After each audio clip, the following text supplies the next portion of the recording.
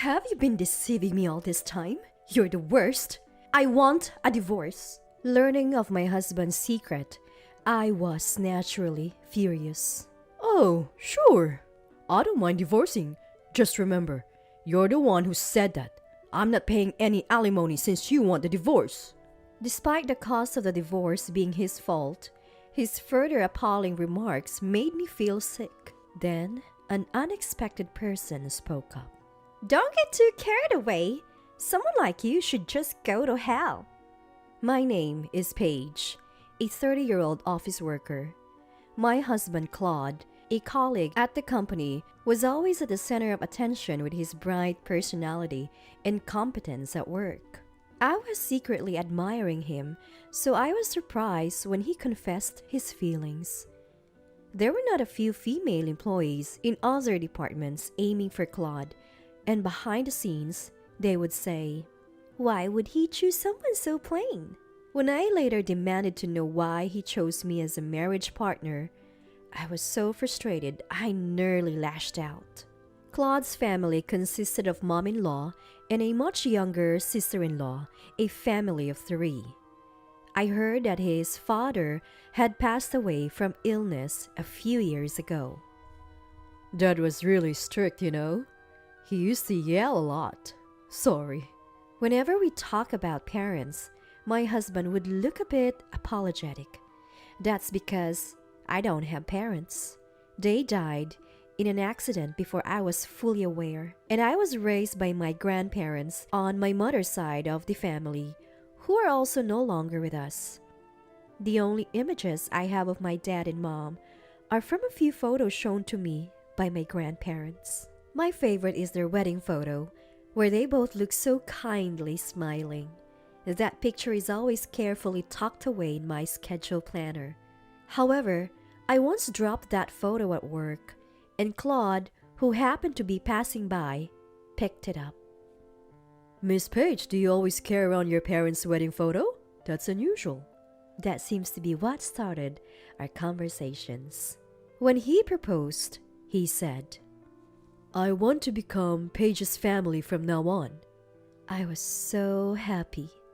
I cried, not knowing it was all a lie. Mother-in-law Betty and sister-in-law Abby were very kind people. Abby lived in a different state, and we didn't meet often, but she always cared for me during Thanksgiving and Christmas. "Paige, if Claude gets selfish, come talk to me.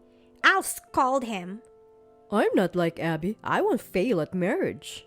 This kind of exchange often led to sibling squabbles, which was the usual pattern. While trying to appease them, I felt a little envious that they could have such arguments within the family. I thought our marriage was going quite well, but there was one thing that troubled me. Not this month either. Rubbing my aching back, I murmured to myself, we had been married for a while, but we're still not blessed with children. Every month, with the arrival of my period, I felt downhearted. Claude would comfort me, saying, "This is something only God can give us. Let's keep trying at our own pace." Once I suggested going to the doctor together, but after he said, I'm fine. Maybe we can just wait and see." A year was about to pass. There's no deadline for the body, but now, over 30, I did feel a bit of urgency and found myself sighing more often unconsciously. It was during Thanksgiving that year. "Paige, what's the matter? You just sighed. Don't tell me you had a fight with Claude." Realizing I had let out a sigh, Abby, my sister-in-law, who was washing dishes next to me, asked with concern, "Oh no, it's not a fight. It's just that, well, we've been having trouble having a child." Upon hearing my words, Abby's face turned more serious than I'd ever seen. What? What is it? Is something wrong? "So, what does Claude say about having kids?" Abby, still focusing on the dishes, asked me quietly. "Claude, he says it's a gift from God, but when we got married." When we got married, I had a talk with Claude. My grandparents were very kind, But I remember feeling envious when my friends talked about their parents. I longed for a family and told my husband I wanted to have children as soon as possible. Claude agreed, saying, I love kids. I bet our kids would be adorable. As I spoke, I felt Abby's hand washing with more force. Have you talked to Mom about this? Betty? I haven't spoken much about it since it's a sensitive topic, but she has given me advice sometimes, saying, you'll surely get pregnant eventually. My husband and I hadn't been able to report a pregnancy, and Betty never pried into our business regarding children. I knew of friends who became neurotic due to the pressure from their mother-in-laws to produce grandchildren quickly, so I felt blessed with mine. That day, Abby kept a puzzled look on her face and didn't talk much. I wonder if I said something to offend her. That's what I was thinking when I got a message from Abby that night. The message was an apology for her attitude that day. And, I have to visit next week for something. Can we talk then? And please keep this between us, don't tell Claude. I didn't see any reason to refuse, so I replied, understood. Perhaps there's something she knows about Claude that I don't. It was obvious from Abby's demeanor that day. Lately, I've been having some dissatisfaction with my husband too. Claude had a tendency to look down on others. He'd come home beer in hand and casually badmouth his colleagues, even though I work at the same company. When he talked down about colleagues I got along with, I snapped. Isn't it a bit harsh? Sure, you outperformed them, but they're still our co-workers. That's not a nice way to talk. He laughed snidely through his nose and said, Look, results are everything in this world. I'm contributing to the company with my work. I can't stand being compared to those idiots. There was someone my husband particularly disliked, our boss, Manager Harwood. He had a stern face but was competent and reliable. He was over 40 and single, as far as I knew. However, it seemed Mr. Harwood had recently found a girlfriend. While I thought it was good news, Claude mocked. That gorilla's trying to be stylish, wearing fancy ties recently. Ridiculous. No harm in that? I thought it suited him, I defended. My husband disrespectfully referred to our boss as a gorilla. Mainly, Claude's good performance was because Mr. Harwood had recommended him to take over his clients when he was promoted to manager. Despite being favored, I sensed a nastiness in someone who acted like a good subordinate to your face but spoke ill of you behind your back. You see new sides of people after marrying them? Sides you never knew existed. It's awful, but listening to Abby's story made me seriously consider what to do going forward. I feel indebted to Betty for all the support, and the thought of divorce makes me feel guilty. Back then, the thought of divorce was still crossing my mind regarding Betty. Then came the day we had promised to meet. I was expecting Abby to come alone, but there she was saying, "Sorry, Paige. Look, Mom's here too," with Betty standing beside her, looking down. "We need to talk, Paige. You still want children, right?" Huh? Yes. I've always wanted children. Betty and I have discussed it, but I haven't been able to bring any good news. I'm sorry. Hearing this, Abby glared at Betty. "Paige, let me be clear. You should leave my younger brother, I mean Claude." As Abby said this to me, Betty, who had been silent, shouted in a voice louder than I'd ever heard. No way! Divorce? The neighbors will gossip about me again. Her shout made me shudder involuntarily. "So this is about what Mom wants, right? Have you ever considered Paige's feelings? She's been struggling with not being able to have children. How can you not understand?" By the time I got there, tears were already welling up in Abby's eyes from their argument. Abby, why do you say I should leave him? I was out of my depth and could only ask that. Maybe Claude is sick or something? I wasn't foolish. I could tell from their exchange that my husband was probably a hopeless case. Still, I didn't want to face the reality that all the time I had invested might have been in vain. Abby, seeing the discontent on my face, asked, Do you know why I divorced my ex-husband? I thought it was just irreconcilable differences. I never pried into someone's divorce reasons, assuming that was all it was. Abby took a deep breath. You see? I couldn't have children with my ex-husband even after 7 years. They had gone to the hospital, where tests showed nothing was wrong with either of them. Still, they were told that sometimes pregnancies just don't happen, even after treatment.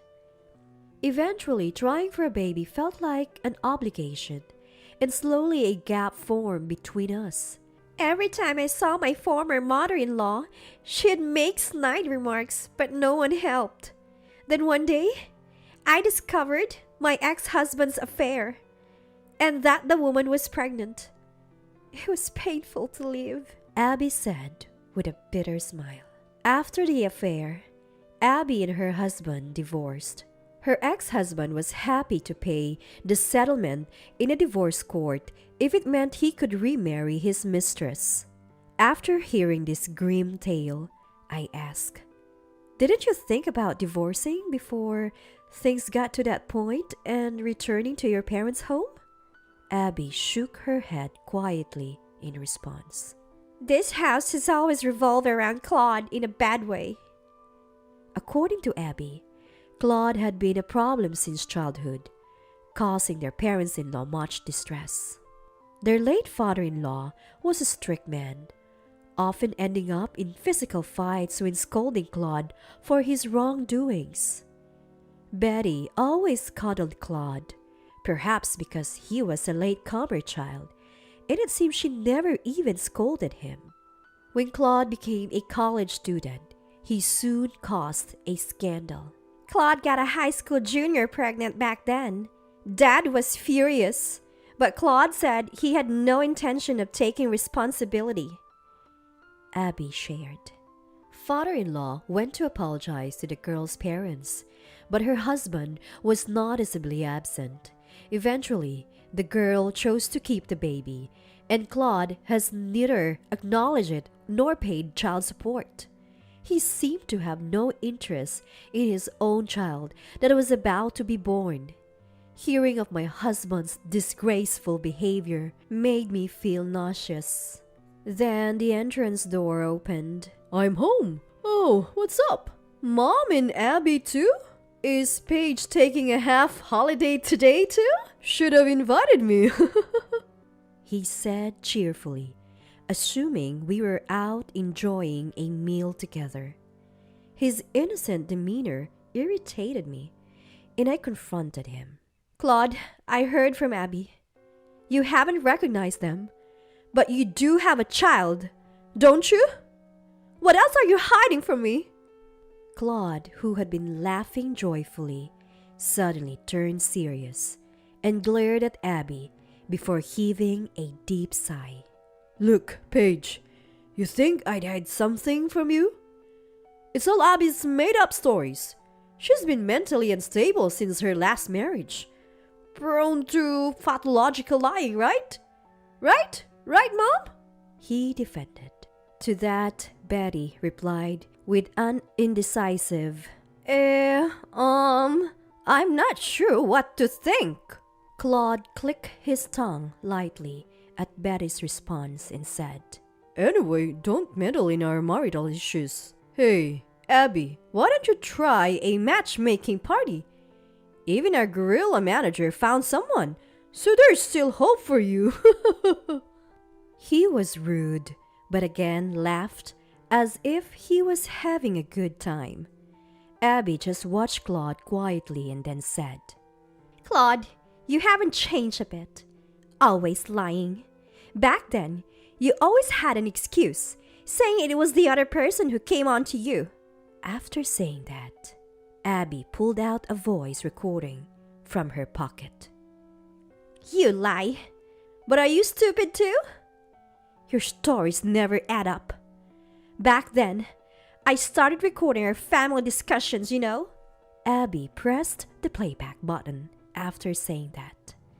Next to her, Betty reached out with a snarl. Stop it! Why bring up the old story now? Let's just forget it already. It's Paige's right to know.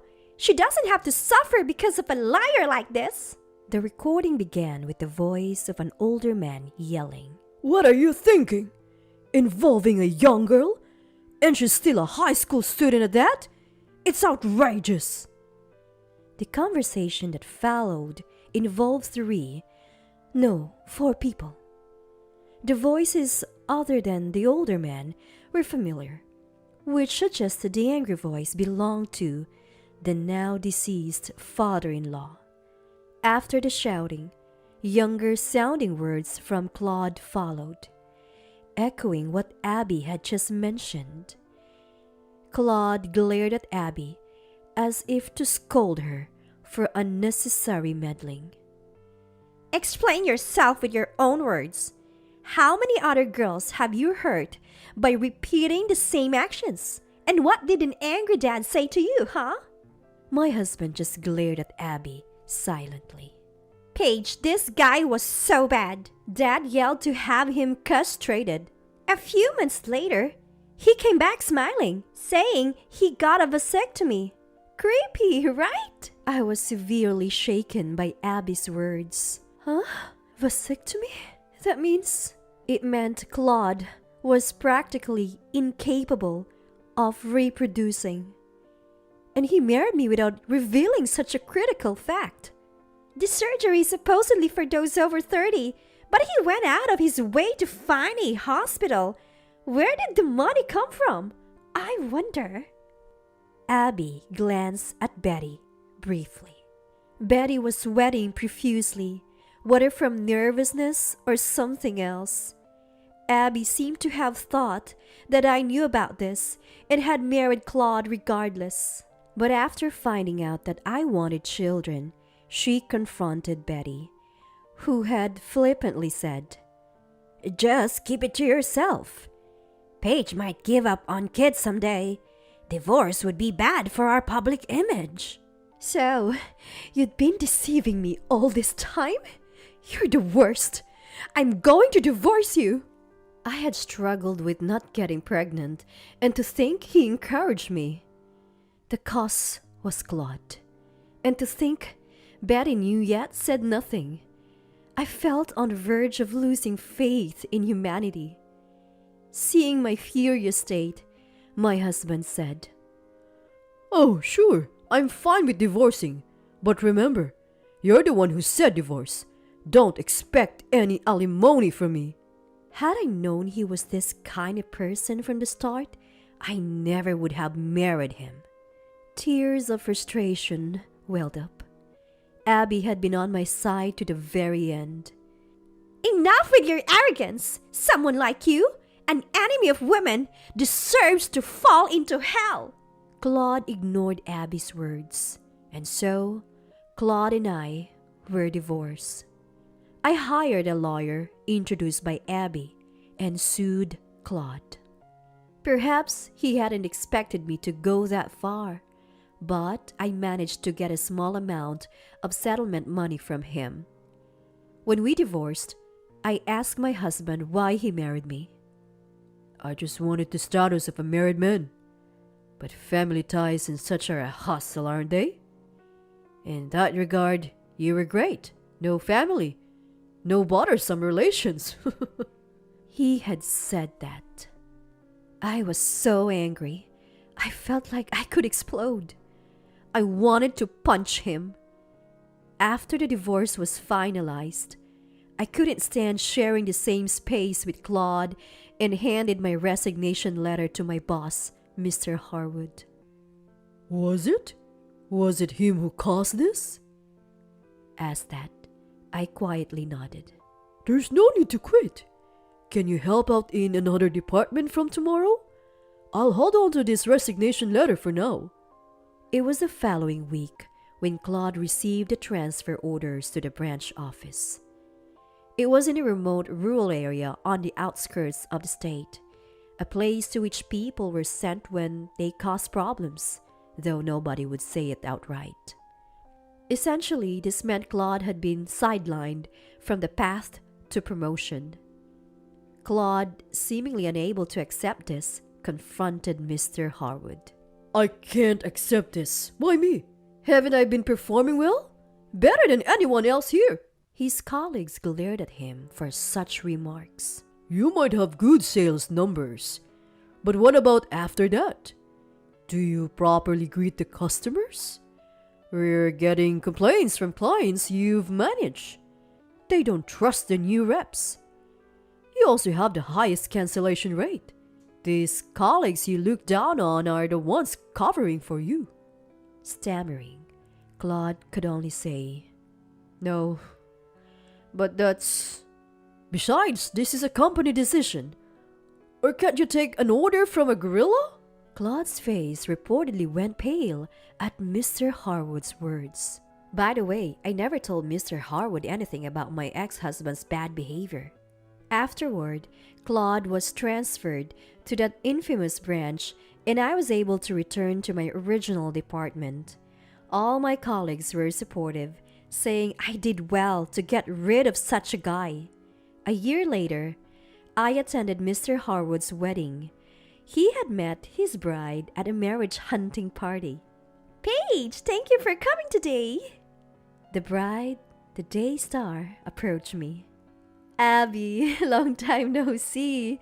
That dress looks great on you. As I complimented her, she blushed and said, It's my second time, and since we're both over 40, I thought just family would be enough, but his parents were so enthusiastic. Abby laughed shyly. I was truly surprised when I learned that Abby was Mr. Harwood's partner. They were both so shy about their relationship that they kept it secret until the marriage. When Mr. Harwood was pondering Claude's case, he said, I'm cutting ties with the family, so feel free to do what you must. Those words seemed to have encouraged him. Indeed, Betty was nowhere to be seen at the wedding. Betty has been mostly homebound ever since. I guess the bad rumors Betty was worried about must have spread in the neighborhood, but she's stranger to me now, so it doesn't matter. While Abby and I chatted, Mr. Horwood's mother came over, saying, Abby, are you feeling okay? Come on, have a seat. How many months along is the baby now? Just 4 months. But everyone's so worried, but I'm truly happy. A tear gleamed in Abby's eye. It's too early to cry, I said, and we both laughed together. Since then, I've found a new love. He's a high school classmate I reconnected with after a long time, and his parents, whom I met a few times during our student days, are all very kind people. Not long after we started dating, I met his parents again. Unlike me, who felt self-conscious about my divorce history, they were eagerly asking, So, when's the wedding? Despite everything, I believe I can finally be happy this time. Starting today, you're living alone in this house because your presence isn't beneficial for our child's upbringing. Right after giving birth, my husband dragged me into an old apartment near his parents' home. But how am I supposed to live alone in a place like this? Give me my child back. Don't cause a scene like that. It's disgraceful and it bothers the neighbors. Please be quiet. Beside my husband, my mother-in-law stood scowling and disregarding my pleas with harsh words. And, to add insult to injury, she started to leave bags of organic waste in front of the rundown building every day. With no place to throw away the accumulating trash, I reluctantly opened one of the bags to find something unbelievable inside. I am Sarah, a 27-year-old housewife. It's been 2 years since I married Alex, and we were anxiously waiting for our first child's birth. However, my joy was overshadowed by worries about Alex's spendthrift ways, his temper, and the relationship with my mother-in-law. We were living with his mother at his parents' home since his father passed away early. My relationship with my mother-in-law was far from pleasant. She criticized me at every turn, and Alex would frequently rebuke me, upset by our exchanges. "What kind of folding is this? You'll crease the clothes. Can't you do even this properly? Start again from the beginning." "But the other day, Mother, you told me to fold them this way." "What? Are you blaming me?" My mother-in-law threw the clothes I'd folded onto the floor, messing them up, and angrily pushed them into the nearby laundry basket. She constantly criticized my household chores, and more often than not, she would change her instructions, making it look like I was the one making mistakes. "Sarah, why can't you remember simple things? Imagine how I feel, coming home from work and always having to hear about this." Whenever Alex heard such conversations, he'd instantly lose his temper, lash out at objects, and blame me loudly. Alex was cold to me, yet strangely possessive. The only numbers on my cell phone were Alex's and his family's. My internet history was visible to Alex as if shared, and my location was monitored through GPS. I knew Alex was jealous before we married, but instead of getting better, the constraints worsened. I was tired and started considering divorce. I managed to contact a law firm I spotted on a billboard from a payphone at a store. I explained my situation and began preparations for divorce. Fortunately, I had some savings from before the marriage. The lawyer sympathized with my situation and assured me, "We will definitely get your divorce settled. As for the payment, you can pay it in installments after your life stabilizes." One day, I noticed I had been feeling unwell for a few days. I rushed to the hospital, and to my disbelief, I found out I was pregnant. I had been taking precautions to avoid pregnancy for the sake of the divorce, but Alex had hidden my medication, and I suspect that was when I got pregnant. Mixed feelings of joy for the child and anger towards Alex's actions made me determined to divorce soon. But I had no family home to return to, and with severe morning sickness, I couldn't act as quickly as I wanted, and had to spend the days leading up to childbirth at Alex's family home. Alex, knowing about the child, softened his attitude, either convinced I wouldn't run away or genuinely happy about the child. "We'll need to renovate the house for the baby. If it's a boy, he'll play basketball or football, and if it's a girl, she'll learn to respect men." He shared his self-centered educational philosophy. All the while, I kept responding vaguely, knowing internally that I'll divorce once the baby is born. During my pregnancy, my mother-in-law said to me, "If something happens to you, the neighbors might misunderstand and think I did something. So Sarah, just focus on the baby and don't do anything extra. I don't understand why Alex had a child with someone like you. I'll take care of you until the baby is born, but I really wish you would leave." Despite her constant complaints, she stopped piling chores on me, and I was able to rest. My morning sickness was severe, but even though she complained, "What on earth can you eat? You're so troublesome," she did prepare meals, which helped me get by. However, I almost suffered from malnutrition and had to spend the week before childbirth in the hospital. I safely gave birth to a healthy baby boy and was about to contact my lawyer to proceed with the divorce from Alex as planned when I noticed all my pre-marriage savings were gone. My diary, where I documented harassment from Alex, and my mother-in-law, which I was planning to give to my lawyer, was also missing. Could it be Alex? I was shocked, and then I heard Alex's voice from behind me. "Looking for this?" I turned around, and there was Alex, smirking, and holding the diary that I had locked and hidden deep in the closet. You even locked it. What were you writing? Give it back. Shut up. What were you hiding from me, your husband? I'm preparing for our divorce. I can't live any longer with someone as unpredictable as you, who quickly resorts to throwing things and shouting to make me obey. I want a divorce, I declared, straying from my plan, but determined to see it through. Fine. I'll give you a divorce, but the kids are staying with me. With that, Alex dragged me to a rundown apartment in the neighborhood near his parents' home. You, staying close is bad for the kids. From today, you're living here alone. While you're living here, I'll let you see the kids once a week. If you leave, you'll never see them again. What are you saying? Give me back my kids. Stop making a scene. You're disturbing the neighborhood. Please keep it down. Suddenly, my mother-in-law, who had joined us unnoticed, scolded me while holding my child.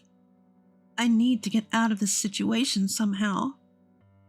I thought desperately, but no solution came to mind, and I was thrust into the dilapidated apartment.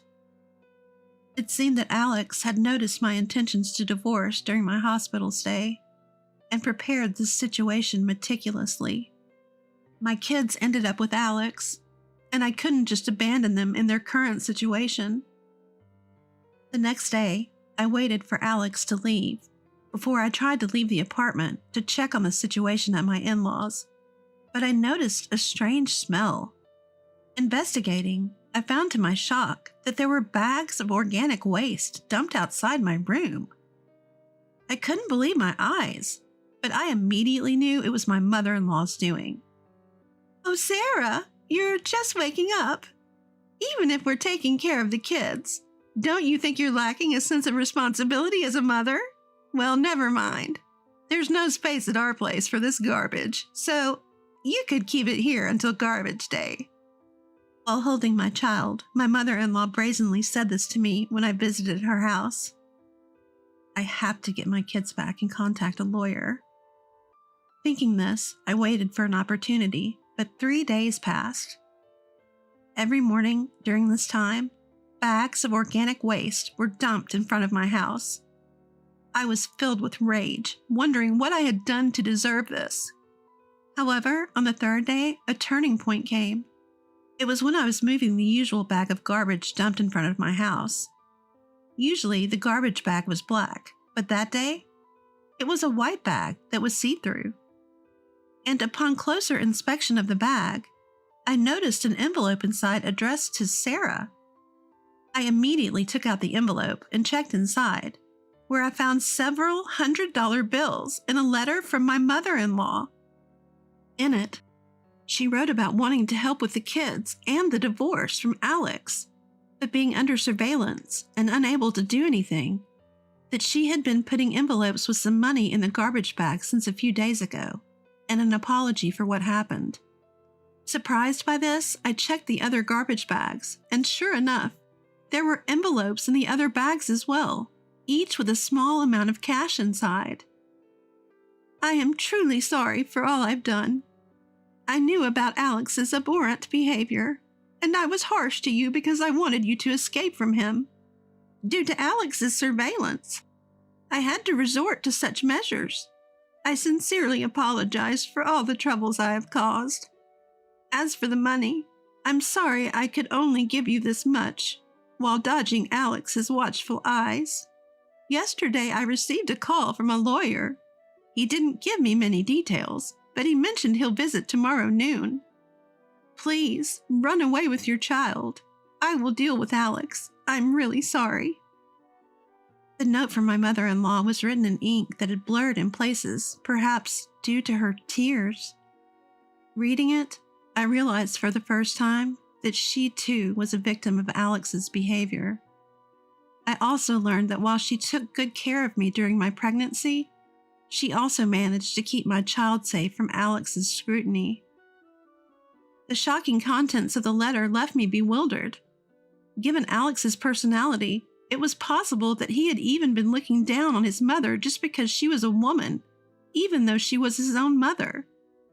In the other bag was an envelope, filled not only with cash, but also more letters of apology and countless pictures of my child.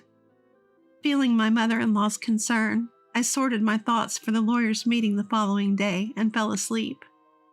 The next day, I was awakened by the sound of the intercom. When I opened the door, my worn-out mother-in-law was standing there holding my child.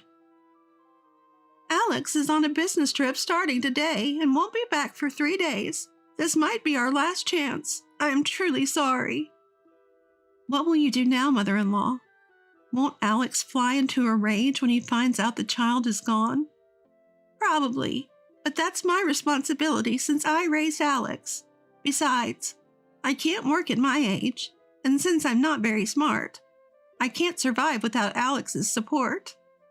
I invited my mother-in-law into the house to hear more of her story. As it turned out, she had been subjected to a form of brainwashing from Alex and her late husband, who constantly told her she was incompetent. Her life was devoid of freedom, dedicated entirely to them. She wasn't even allowed to watch TV when her husband was alive, and it was only after his death that she was able to watch a few programs. It was through them that she realized something was wrong with her situation. However, she was unable to free herself and became cold and distant towards me when I came into the family as Alex's wife, hoping to prevent me from suffering the same fate. I may never forget what you said to me, mother-in-law, and my wounds may not heal easily, but you've paved the way for me to escape from Alex. Let's run away together. We have to avoid letting Alex ruin the rest of our lives. My mother-in-law looked puzzled at my words. I can't do that. I'm good for nothing. I'll only be a burden if I run away with you, she insisted. In the midst of all of this, the lawyer I had been consulting since before my pregnancy arrived. I told him everything that had happened, and his face grew grim as he listened. What do you want to do, ma'am? Please tell me your true feelings. I will support you with all my might. After some contemplation, the lawyer asked my mother-in-law with sincerity. She responded, I truly want to break free from Alex. I love him because he is my child. But living a life constantly being invalidated is unbearable. It's painful to think I won't see my grandchild anymore, but... With this story, she showed the lawyer her bruised arm. The bruise was so large it shocked me. When I asked my mother-in-law about it, she revealed that after I left, Alex had become abusive due to our child's crying at night. She said such incidents were frequent before our marriage, but had not occurred since I became his wife. The lawyer's expression filled with anger as he started persuading us to escape, promising to teach Alex a harsh lesson. Yet his persuasion fell on deaf ears, and my mother-in-law went straight back to her marital home, waiting for Alex to return. We couldn't change her decision, so the lawyer and I began preparing to flee. I called my cousin, explained the situation, and asked if I could hide at her place for a while. She accepted, crying, Why didn't you tell me sooner? I quickly packed and headed to my cousin's house with my child. A few days later, I got a call from the lawyer, asking if I wanted to participate in a discussion about divorcing Alex. During the call, the lawyer told me that my mother-in-law had changed her mind and would join the discussion. I decided to participate, as it was going to be the last time. On the day of the meeting at the lawyer's office, Alex and my mother-in-law were already there. Seeing me, Alex said, I was worried. I will kick Mom out. Let's live together, just the three of us. Ignoring him, I took my seat, and the lawyer started explaining about the divorce, alimony, and child support. Alex kept pleading with me to return, but I replied, Alex, the lawyer is speaking. Can't you listen when he is discussing something so important? Have you ever thought about how I feel? Hearing you talk about our life together when I'm already tired of it? Alex's face turned red, and he seemed ready to explode, but he held back, likely due to the lawyer's presence. After the lawyer finished explaining, and when the discussion had calmed down, Alex asked, What are you so unhappy about? If it's not about Mom, we can work it out, can't we? How can you not understand that I love you so much? Do you really think we can divorce over something like this? Love, don't make me laugh. You've isolated me from the outside world, subjected me to your anger. How can you be so selfish? I replied, laughing. Alex stood up, but sat back down at the lawyer's instruction. He then turned his rage towards his mother. Why are you silent when Sarah is leaving because of you? How could you give her money without consulting me, ruining our child's happiness? He shouted. To ensure Sarah's life wouldn't become miserable because of you. My mother-in-law retorted and produced an IC recorder that had captured the constant derogatory and controlling words Alex had thrown at me. She had been preparing for this day since before I got pregnant. With this amount of evidence, a divorce would undoubtedly be granted, even if it comes to a trial. Would you rather agree to a divorce here and now, or let it escalate to a trial and have it become known to your company and those around you? The lawyer grouped all the evidence I had gathered, thrusting a divorce at Alex. Alex, seeming resigned, slumped and signed the divorce papers, saying, I'll divorce here. I'll transfer the money right away. Just give me another chance. When? Right now? Do you have the full amount ready? As I responded to Alex's plea, he instantly brightened up, promising to arrange the money immediately, and rushed off to the bank. Returning quickly, a smiling Alex showed me the transaction history and asked, How about now? Feeling like coming back a little? I laughed out loud at this, replying, You can't be serious. You think if I come back, this money comes back too?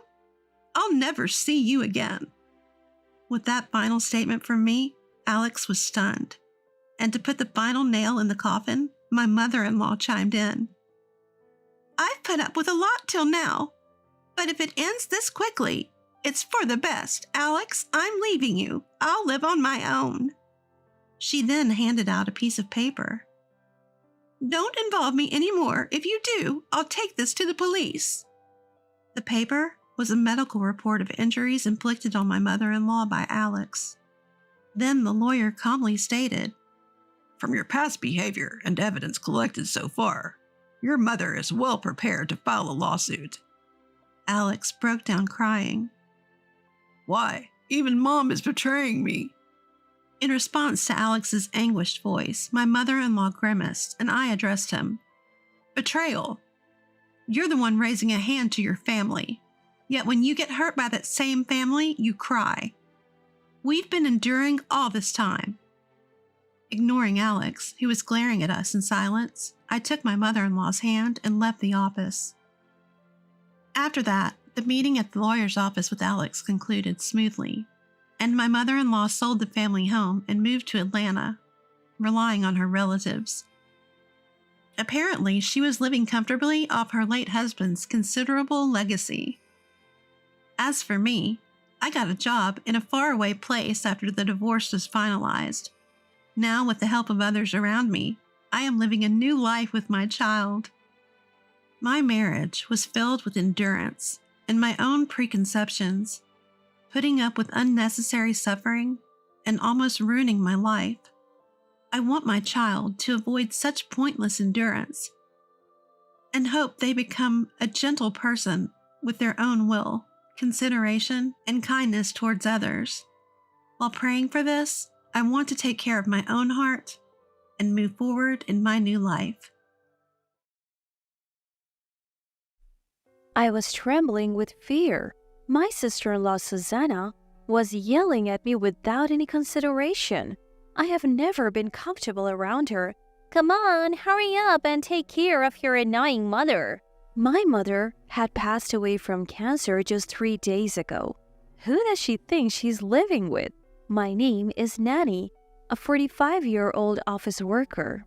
I've been married to Rob for 15 years, but we don't have any children.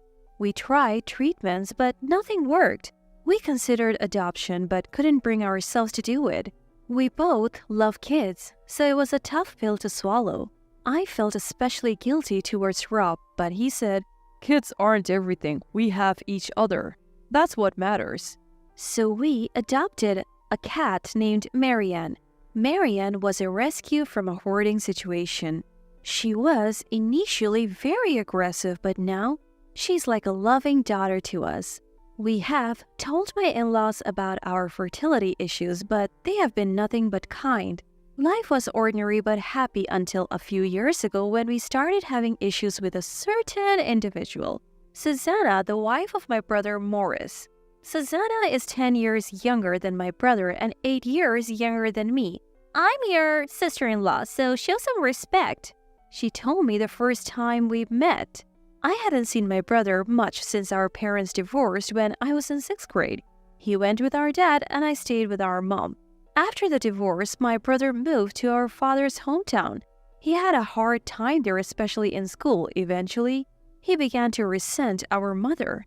10 years ago, when our father passed away, my brother yelled at my mother and me during the wake. "I don't want to see your faces. You are not my family." We left quickly and my mother looked heartbroken. My brother had been told by our father and grandparents that he was abandoned by our mother, which was a lie. My mother always wanted to take him back, but my father wouldn't allow it. "I don't need a daughter. Take her and leave." I wasn't sad about it. My father was always a figure of terror for me. After that, we lost contact with my brother. But 3 years ago, he suddenly showed up at our house. "Hey, long time no see." It was awkward. The last time we had met was at our father's funeral. Then a petite woman appeared behind him. At the time, my brother was in his early 40s, but the woman looked much younger. Who is this and why are they here? Confused, I heard my brother say, "I got married. This is my wife, Susanna." The room went silent. Because my thought was, so what? When I got married, I reached out to my brother, but he never responded. No congratulations. No wedding gift. "Oh, really? Congratulations. Would you like to come in?" I thought it was odd that they just showed up, so I invited them in. "Ew, you have a cat? I hate cats. Shoo shoo." Susanna, my brother's wife, was rude right off the bat. Marianne, sensing something, hissed at Susanna. It had been a while since I had seen Marianne act like that, but I felt bad for stressing her out. "Coffee's fine," Susanna told me, then plopped herself down on a chair and turned on the TV. I had never met anyone so brazen. My brother just sat there watching TV, not saying a word to Susanna. Why are they even here and who does she think she is? So rude. I made coffee, feeling irritated. As we made small talk, I learned that Susanna was 8 years younger than me. I was 42 at the time. So she's 34. How can someone be this clueless at 34? What does my brother see in her? I had nothing but questions. But there was something good about Susanna that only my brother knows. I didn't really care. Out of nowhere, she says, "You know, I'm your sister-in-law.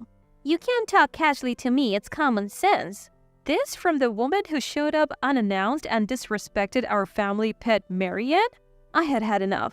"All right, Susanna, I have to go out, so..." I hinted for them to leave. My brother seemed to want to go too.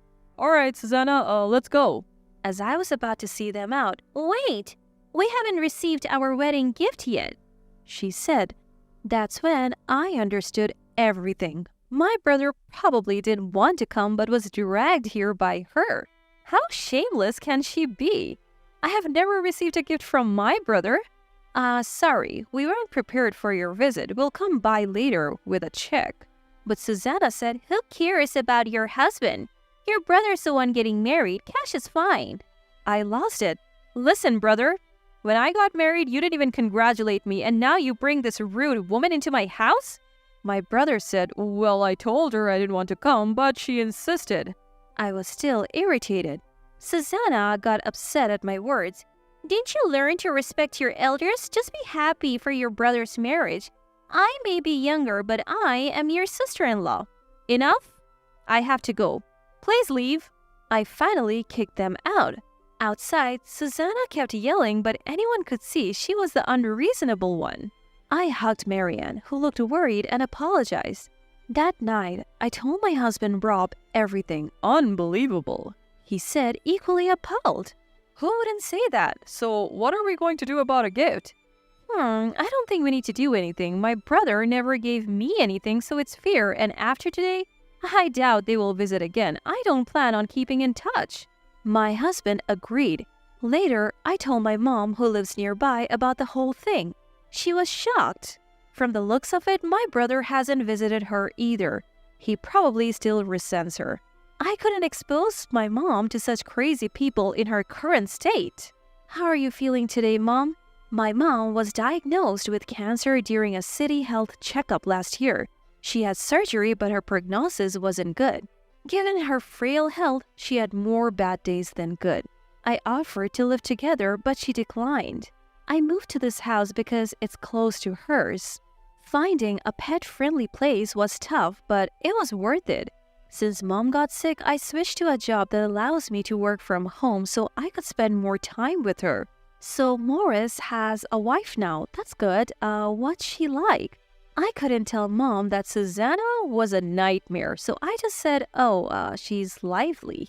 Mom seemed to believe me. Morris is a bit reserved, so a cheerful person will make their home happier, she said, smiling as if genuinely pleased.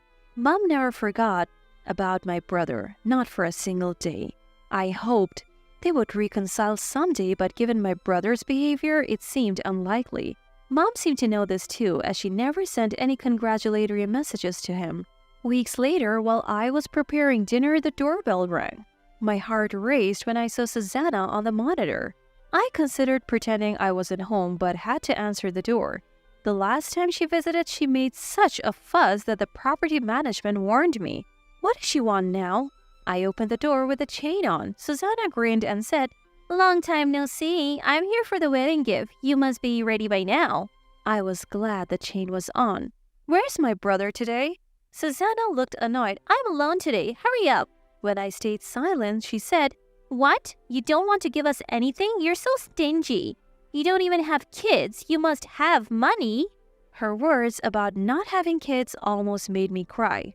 "I don't need to see your tears," she added. What did I even do to her? I resented my brother for marrying her. Then my husband Rob appeared behind her. Is there something you need? Rob's imposing stature, Susanna was visibly intimidated.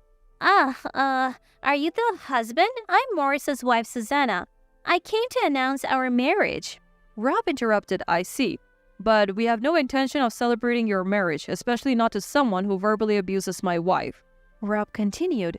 Isn't a wedding gift a matter of goodwill? Your actions could be considered extortion. Should we consult the police? He took out his phone. He had recorded our conversation and showed it to Susanna. She couldn't say anything. "You two are idiots. No wonder you can't have kids," she yelled, then stormed off. Sorry, I was late to help. She's even worse in person. I wouldn't want to marry someone like that, Rob said. I was truly grateful to him. We never saw my brother and his wife again. 3 years later, my phone rang. I usually don't answer unknown numbers, but when I did, I was greeted with a loud, "Stop it already!" I could only think of one person who would be this rude. What's this all about, Susanna? It was unmistakably the voice of my brother's wife, Susanna. She must have found my number from my brother's phone. I can't believe he's still married to her. He's a tough one. I listened to Susanna, wondering if something had happened to my brother. As I listened, my face turned pale. I thought Susanna had finally lost it. I'm sorry, Susanna. What did you just say? "Come and get your annoying mother. She's been living with us for a month. A month! I'm going to bill you for all the living expenses." I told her a fact she didn't expect. Susanna, I don't know what you're talking about. Did my brother tell you my mother passed away 3 days ago? What? Who's going to believe that lie? I'm recording this call, you know. I'll take it to the police. I'm returning your mother, Isabel, tomorrow. Don't run away. She hung up, yelling. I was confused. My mother had indeed passed away 3 days ago, and her funeral was about to start. And her name wasn't Isabel. It was Annie. Who is she living with? And she said a month. This is scary. My mother's health had been deteriorating and her cancer had returned. She passed away peacefully 3 days ago. Final moments were such that she slept without much pain. I had informed my brother, but all he said was, "I won't go." I thought it would be the last moment at least, but if my brother didn't regret it, then I couldn't say anything. I wondered if I should tell my brother that Susanna had contacted me, but I didn't feel like talking. So I decided to accept Susanna's offer. The next day, my cat, Marianne, started acting restless. I knew she was coming. A few minutes later, the doorbell rang continuously. I was already furious. I opened the door to find a smug Susanna, a subdued-looking brother, and an unfamiliar older woman. Susanna barged in and made a face when she saw my husband. My husband looked at her disdainfully. Pay me $3,000 for taking care of your mother for a month, and you lied to me on the phone yesterday. If you don't want to get reported, how about we settle for $10,000? My brother's wife Susanna said to me with a proud look on her face. I chuckled and opened the door to the next room. "Susanna, since you're here, why don't you pay your respect? Let me introduce you to my mother, Annie." I showed her my mother's portrait. My brother muttered, "Mom?" Susanna finally believed me. What's going on? Explain. She yelled. She grabbed my brother's collar. The older woman shouted, Please stop. Let Morris go. I realized she must be my brother's mistress. Susanna was in a frenzy, hurling insults at my brother. Seeing that the conversation was going nowhere, I intervened. "If you keep making a scene, I'll call the police, okay?" She glared but calmed down. Then my brother began to speak softly. "I wanted to leave Susanna for a long time. I was deceived." My brother and his wife Susanna originally met at work. Before they got married, Susanna seemed like a demure woman. Turns out she was just putting on an act. Her true nature was anything but pleasant. My brother had no control over his salary. She gave him a measly $10 allowance per month. Susanna, who was only after his money, quit her job as soon as they got married. She lounged around at home, never lifting a finger to do any housework, and spent his money however she pleased. When my brother finally decided to divorce her, she told him, I will never divorce you. You'll work for me for the rest of your life. It was like he was living as her slave. The last time I saw my brother 3 years ago, he had lost a lot of weight. In stark contrast, Susanna had gained a lot. It was clear he was living a miserable life. Around that time, my brother met Isabel. Despite their significant age difference, they were drawn to each other and she reciprocated his feelings. He lied and said Isabel was our mother, hoping that Susanna would eventually get fed up and leave. But for Susanna, it was just another servant added to her household. My brother told Susanna, "My sister asked me to take care of our mom for a while. She'll cover the expenses." What a terrible thing for him to say. "So you're an idiot, huh, big bro? I'm sorry." You lied to me? Are you kidding? Fed up with Susanna's yelling, I said, "Can we wrap this up? We are grieving the loss of our mother. Please take your leave." Frustrated, Susanna turned red and boasted, I'm going to get rich off the divorce settlement from you two idiots. Maybe I'll buy a fancy apartment. "All right then, good for you," I replied, making her even angrier. I handed my brother an envelope. "This is from Mom.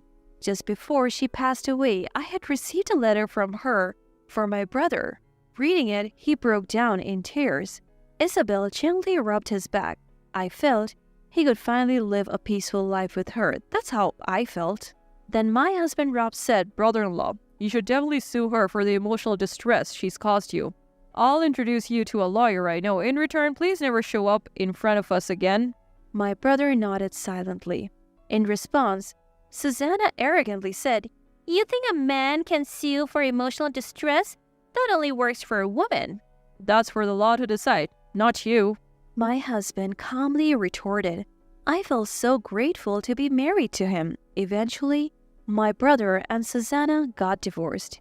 He remarried Isabel. Since Susanna had squandered most of his money, there wasn't much left for the settlement. My brother's claim for emotional distress against Susanna was successful, of course. He also had to pay her some alimony, but it was covered by his and Isabel's savings. In the end, Susanna was left with almost nothing. We thought, serves her right. Now, in her late 30s, Susanna's search for marriage and re-employment will not be so easy. A woman like that cannot even remarry. Let her struggle. After the ordeal, we moved. Our new home is close to my husband's workplace, and the view is beautiful. We can even have a cat. I'm thinking of quitting my remote job and going back to work outside the home. As I looked out the window and gently stroked our sleeping cat Marianne, I felt grateful for the peaceful life we now have. Emily, I'm grabbing lunch with friends today, so can you watch the kids? After sending my husband Kevin off in the morning, my sister-in-law Rebecca popped in like clockwork. Rebecca, I'm working from home today too. Oh, come on. You're just working at home, right? Let me have a break as a mom. All right, take care. With that, she left, leaving her kids behind. I sighed and welcomed the 3 kids into my home. My name is Emily. I am a 37-year-old working homemaker. I freelance as a graphic designer, primarily working from home. After pouring my soul into building my career, I realized I was already past my 20s. By the time I felt stable in my work, I was 35. I was happy doing what I loved and thought maybe marriage wasn't so necessary. That's when I met Kevin. Kevin is 1 year older than me at 38 and works for a company that designs posters and signs. We met because I took on a freelance project from his company, and eventually we got married. Since I had lived alone for so long, I had some reservations about living with someone else. But life with the easygoing Kevin was comfortable. However, about 6 months into our peaceful married life, things changed. The trigger was my mother-in-law Margaret getting hospitalized. It wasn't a life-threatening illness, but her physical strength had declined. Worried about her, I started visiting my in-laws' house whenever I had time. Emily, you're busy with work too. Don't feel like you have to visit too often. Though, I'm glad when you do. Just don't push yourself. Margaret sounded genuinely concerned. No worries. I enjoyed chatting with you, Margaret. It's actually a refreshing change from working alone at home. I reassured her with a smile. Margaret is a delightful person, always cheerful and charming. Even though I'm younger than Kevin, I am not what society would consider a young daughter-in-law. I know my in-laws would probably be happier with a younger daughter-in-law, especially given that I'm married to their eldest son. So I was prepared for some pushback when I first introduced myself. However, to my surprise, my parents-in-law were incredibly welcoming. Margaret even said, "My son's not the most interesting guy, you know. I had almost given up on him ever getting married. Having a strong and wonderful woman like you as my daughter-in-law is a relief." Thanks to that, I've built a strong relationship with my in-laws.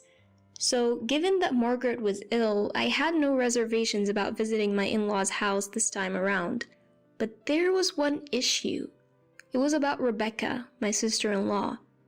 Rebecca is Kevin's younger sister by 6 years, married 8 years ago, and has 3 kids. Living near the in-laws, Rebecca, a stay-at-home mom, seemed to be dropping her kids off almost daily, even after Margaret got sick.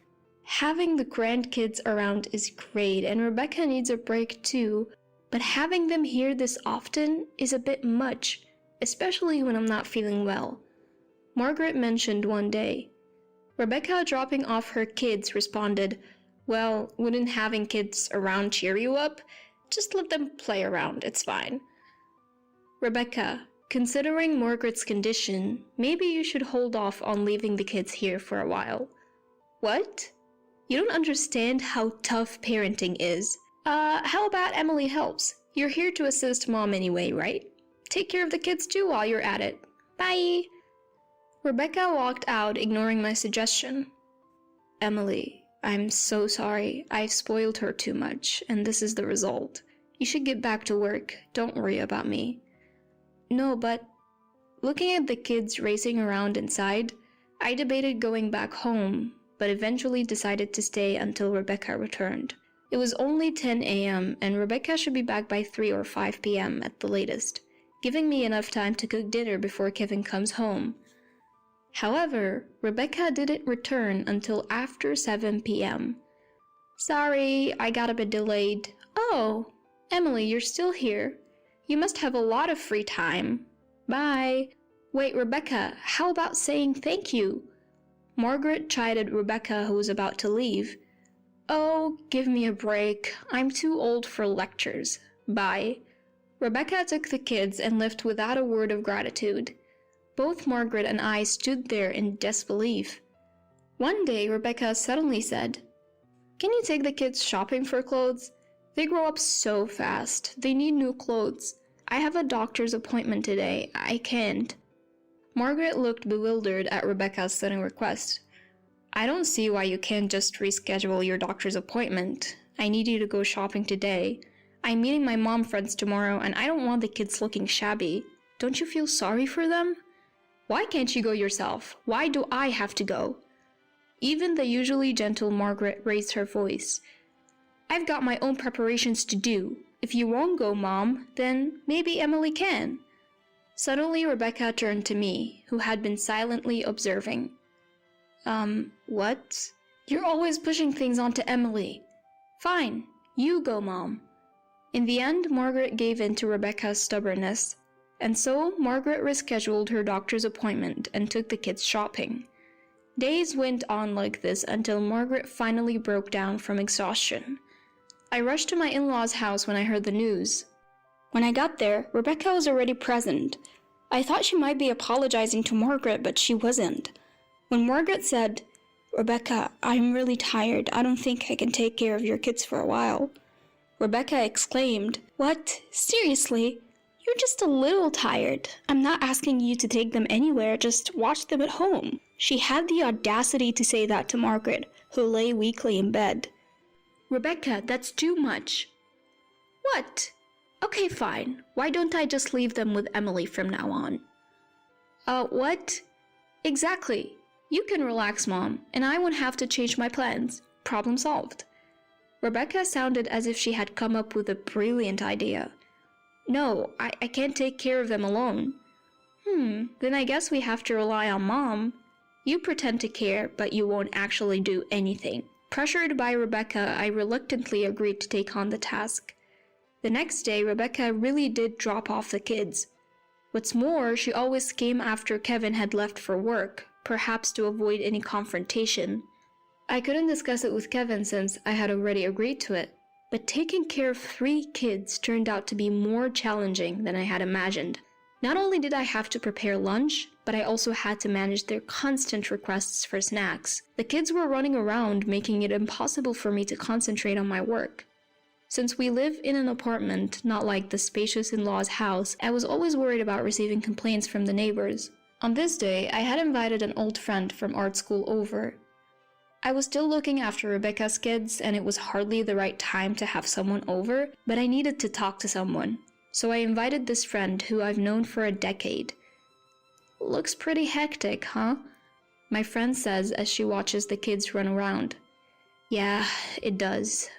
Pouring coffee, I reply in a tired voice. "What about Kevin? He doesn't know about this?" "Yeah, Rebecca avoids Kevin's lectures like the plague. She specifically chooses times when he's not home to drop off and pick up the kids. Besides, Kevin's been working late a lot recently." Wow, but you should talk to Kevin before it gets too much. "Yeah, I should." I nod, appreciating my friend's concern. Then, as if life wasn't chaotic enough, I miss a work deadline. Worse, it's a project from Kevin's company. Emily not meeting a deadline? What's going on? "I'm so sorry." Kevin did some maneuvering on his end. "I am not blaming you. You look exhausted. Something must be up." Kevin speaks gently as I lower my head. I then tell him about Rebecca leaving her kids with us every day. "I'm worried she'll just dump the kids on us for Christmas and go out partying." I sigh. "Really? I'm sorry I didn't notice. Does Daniel know about this? Daniel is Rebecca's husband. Oh, now that you mention it, I remember something. One day, Daniel came to pick up the kids. I gently asked if he could reduce the frequency of leaving the kids with us. All I got was a disinterested, in response. It was surprising considering Daniel's reputation as a straight-laced government worker. Thinking back, something else had been bothering me. For lunch, I couldn't keep serving only supermarket-bought lunches and frozen meals, so I'd been making simple homemade dishes, and I noticed that the kids would devour the food every single time. There are definitely some things to be concerned about. Maybe it's time to dig a little deeper. Hearing my thoughts, Kevin said as much, and then reached out to a certain individual. Christmas comes around. I'll be counting down the new year in Paris. Take care of my kids, will you? I get this sudden call from Rebecca while at my in-laws' house. Excuse me? Naturally, stays extend from Christmas to New Year's celebrations. It's a whole different ballgame compared to watching the kids for just half a day. That's asking a bit much. Emily, you live so freely. A little inconvenience is good for you. You should thank me for this precious experience. The kids will stay with you. Bye. Sorry, but I'll be at my parents' home. Even so, she vents at me and hangs up. I sigh and make a call. A few days later, what the heck happened? Explain. A furious Rebecca calls. Oh, Rebecca, welcome back. How was Paris? Who cares about that? Why are the kids you were supposed to be watching with Child Protective Services now? They're even investigating us. After hearing my story, Kevin reached out to a friend who works in the same office as Daniel to find out what's been going on with him recently. Apparently, Daniel had been boasting that they had a bit more room in their budget and could take an overseas trip for Christmas. So basically, you're saying you cut costs by leaving the kids with Margaret and me for meals and snacks?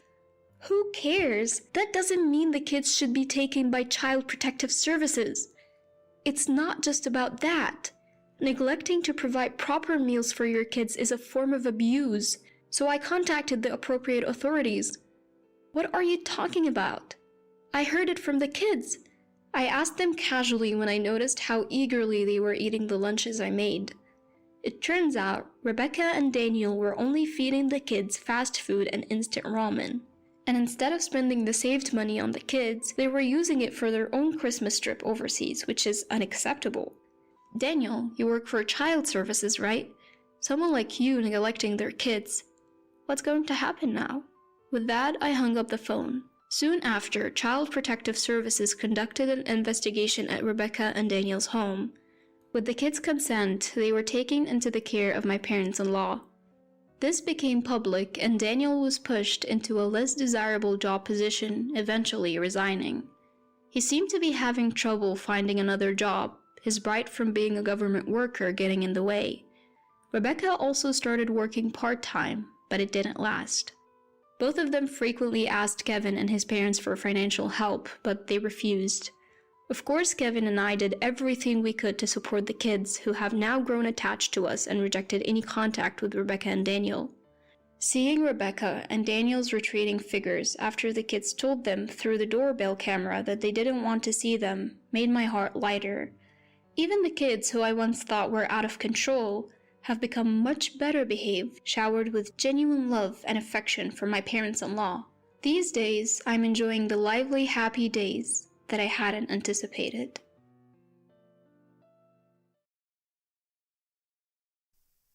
Your clothes look plain and cheap.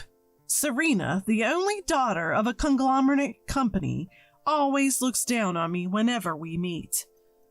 Raised surrounded by luxury, she probably thinks I'm not good enough for her family.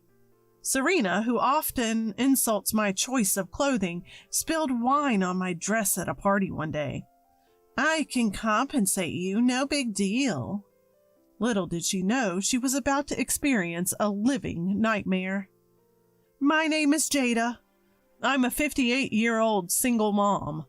I married my college classmate when I was 25, and we had a happy life. At 30, I gave birth to our son Gary. Just when I thought our family of 3 was set, my husband fell seriously ill. Despite our best efforts, he passed away when Gary was just 3. Since then, I've raised Gary as a single mom. Gary grew up well and even expressed his desire to become a doctor. After intense studying, he got into a prestigious private medical school. He passed the USMLE and state medical exams and became a doctor. Gary is my pride and joy. Gary got married 2 years ago, but my relationship with his wife, Serena, has been rocky. They met in a college club and have been close ever since.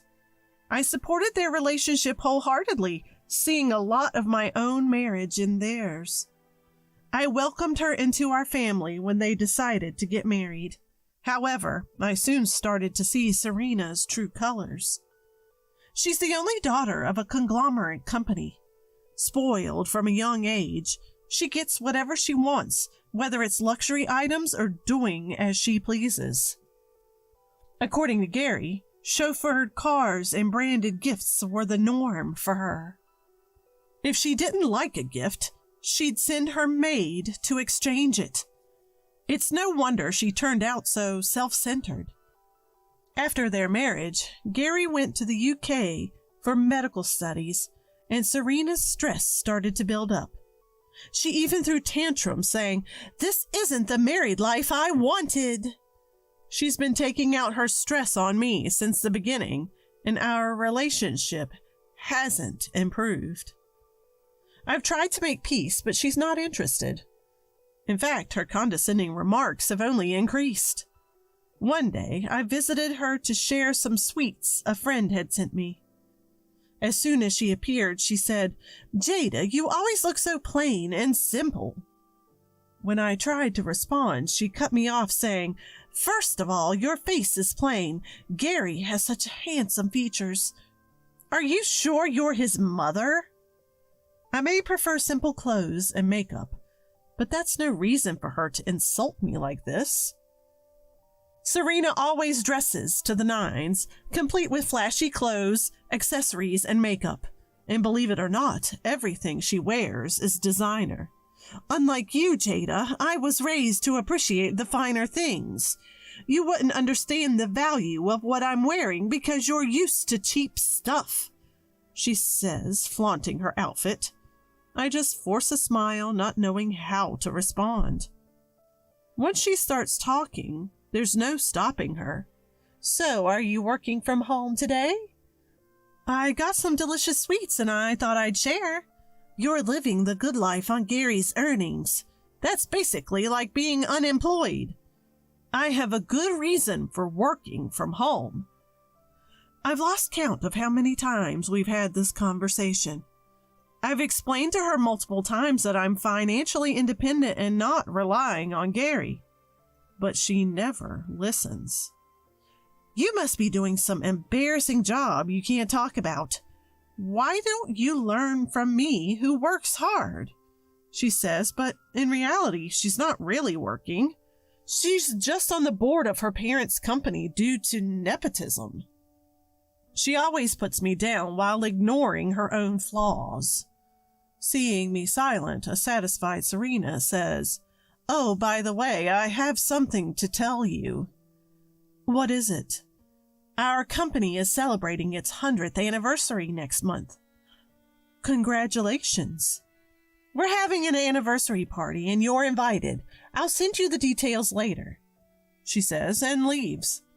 I'm surprised to get an invitation from her, but thinking about our previous conversation makes me sad. Why do I have to put up with this? But I don't want Gary to worry, who's working hard in the UK. I've always had this kind of relationship with Serena, where she throws occasional snide remarks my way. I tell myself it's something I can just ignore. Later, Serena calls me about the party. "Just so you know, the anniversary party is going to be grand. Family and company associates will be there, so please dress appropriately. Gary will be fine, but Jada, don't show up looking shabby.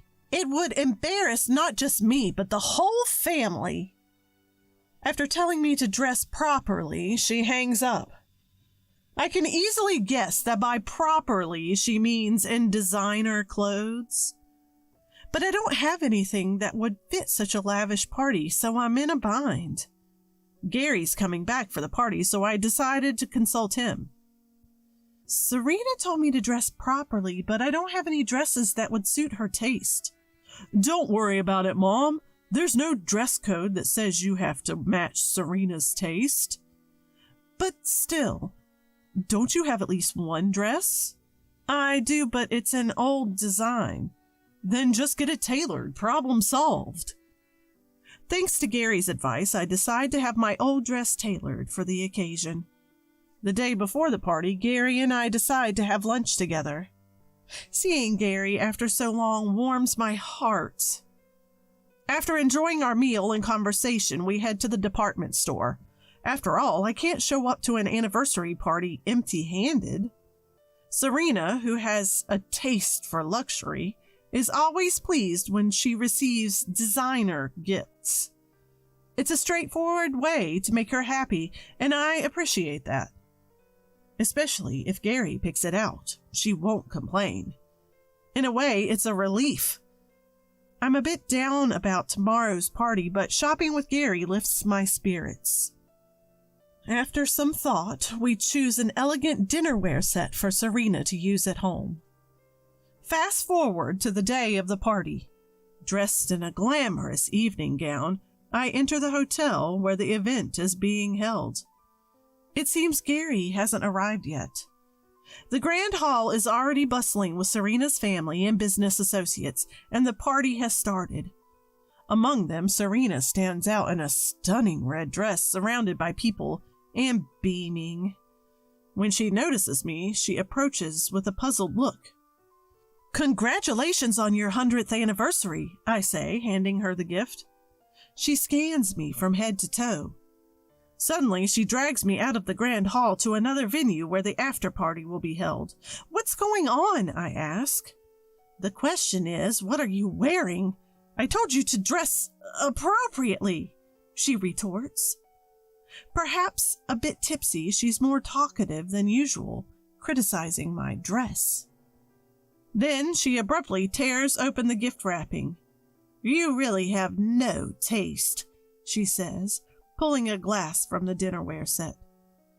But this will do, she adds, slowly pouring wine into the glass. Compensate for this and buy a new one. Before I can ask what she means, she splashes the wine onto my dress. The stain spreads quickly. You shouldn't have worn such a drab color. You should have chosen something more vibrant. Now it's a bit more flashy, isn't it? She says. Ignoring my shock, she continues to insult me. You can't attend the party in that cheap dress. You may as well go home now, she adds. I realize this was her plan all along, to humiliate me. How awful, I mutter, too shocked to say more. But then anger surges within me. I've had enough. I explode. This dress cost me $30,000, you know. Stop lying, she snaps. It's not a lie. My mom had this made before she passed away. Both the fabric and the tailoring are from the high-end brands you love. Yes, the dress I'm wearing was given to me by my mom before she died. When she knew her time was coming, she gave me this dress during her life-clearing process. It's a good piece, but I don't wear it much anymore.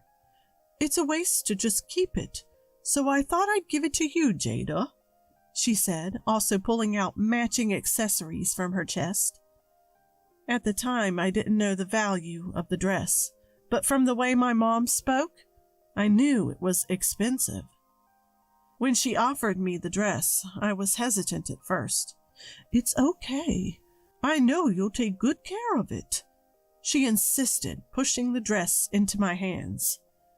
I remember her kind smile as she told me, wear this dress on special occasions. You've ruined a dress that my mom left me. You will compensate me for it, won't you? Why would I believe such a fabricated story? Serena dismisses my words as lies and refuses to engage. But then, the sound of a doorknob turning signals the arrival of more guests. In the center of the group, surrounded by security personnel, is a face I recognize. Chair. Serena rushes over. It's none other than the chair, the guest of honor. What are you doing here? This is a separate venue for the after party. It seems I've made a mistake.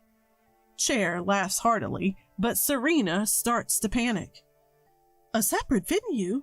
Then what are you doing here? Unable to answer, Serena lowers her gaze. Chair looks at her, then at me in my wine-stained dress, and seems to understand the situation. Serena! Yes? What is the meaning of this? Explain! His jovial demeanor vanishes, replaced by a booming voice of anger. Serena is speechless. Chair walks over to me and gently pats the wine-stained area with a handkerchief. This should help now. Don't worry, we'll have it professionally cleaned. He speaks softly, his eyes kind. I'm truly sorry my granddaughter ruined your mother's keepsake dress. No, thank you for the handkerchief. There's no need to thank me. Serena, watching this unfold, suddenly sobers up and stands there, pale-faced. What are you so surprised about? I've told you before that I've known Miss Jada's mother for years. She was the epitome of beauty and brains since her school days. When she made her debut as an author, I was thrilled.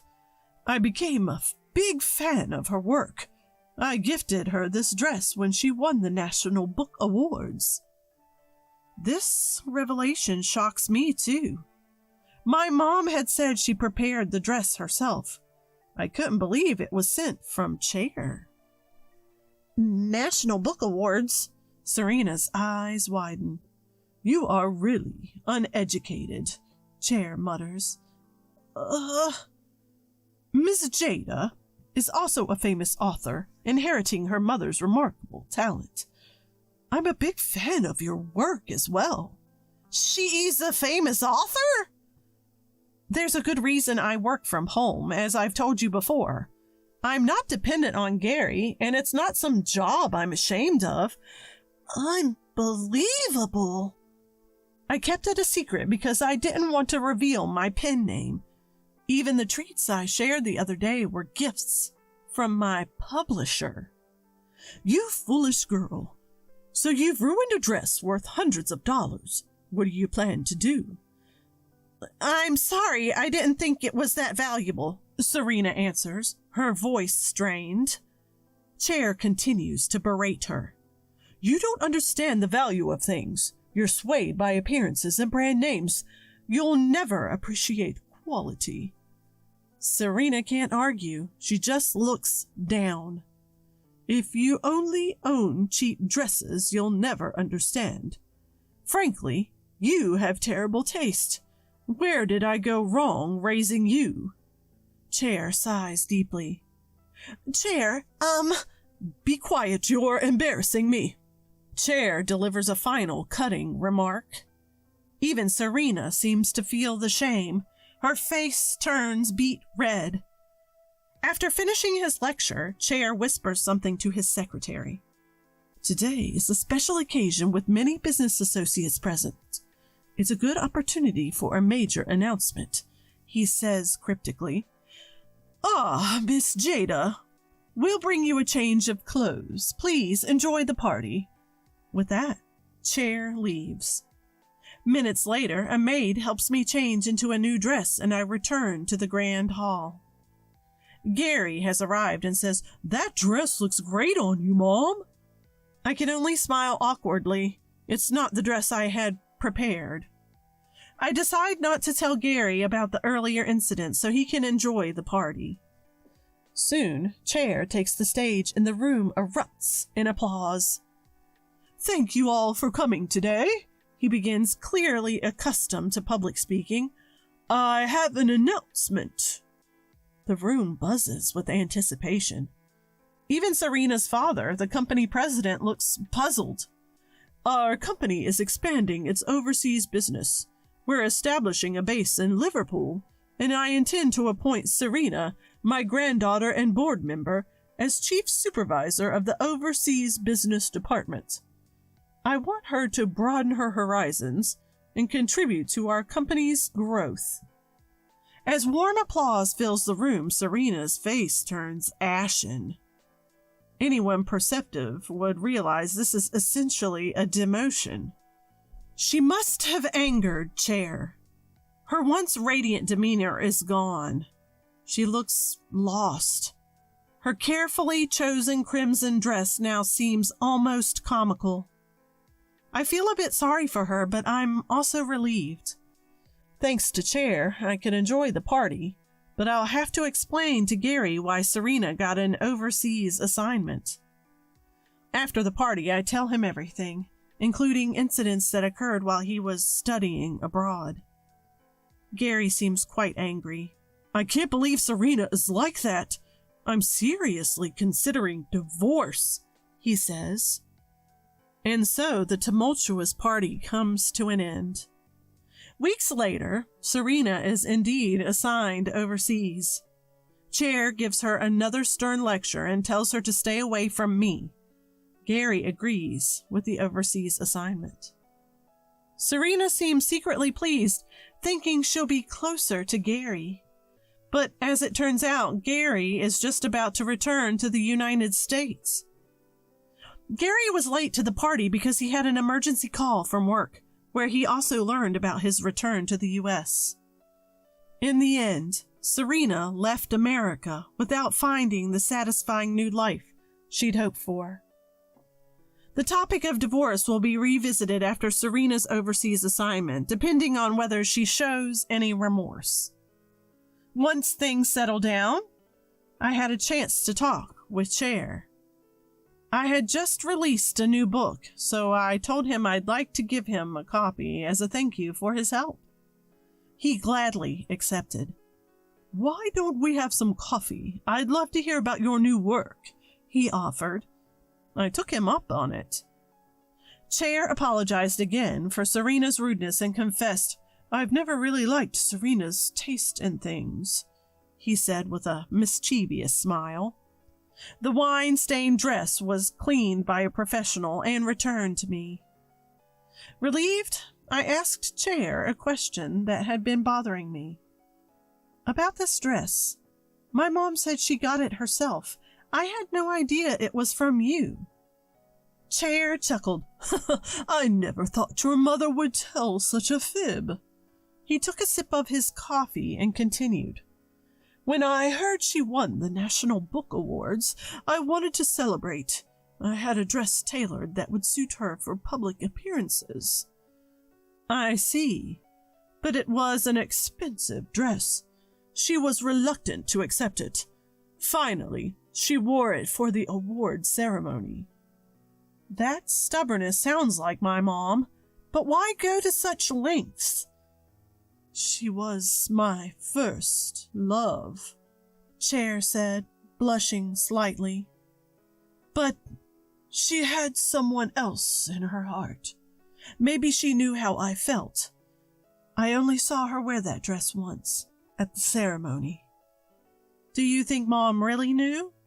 "Look at the pattern on the dress." "Red anemones." "Oh." The red anemones symbolize "I love you," revealing Chair's feelings. "She must have kept it in good condition before passing it on to you, but she probably couldn't say it was from a man," Chair said, still blushing. "Please, don't make this the subject of your next book. It's embarrassing," Chair joked. So I decided to keep the bittersweet story of Chair and my mom tucked away in my heart. Guess what? I slept with the groom. With an energy that suggested she might follow up with a yay, Sue blurted this out. The room is in total chaos. I can see my parents at a nearby table, looking like they're about to faint. But contrary to the situation around me, my mind began to regain its composure. Hunter slept with Sue? No, that can't be. Because, well, I am Savannah, a completely average 28-year-old, graduated from an average university, working a regular job at a big corporation. I'm not a failure by any means, but I've always been, for better or worse, just average. Average in studies, in sports, in socializing with friends.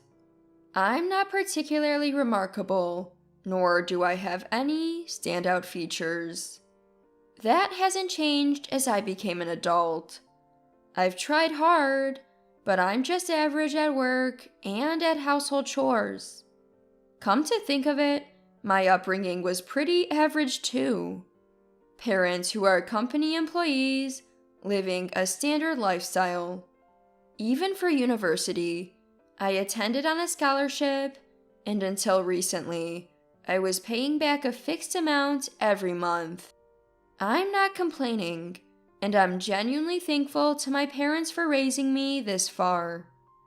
But the fact remains that my life has been nothing but average so far.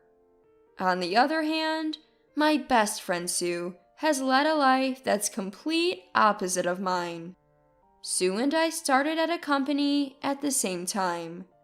We were placed in the same department, and since we were the only two women there, we became friends.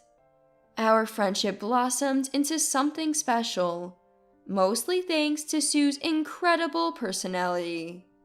She's outgoing and bubbly, unlike me, who's more reserved.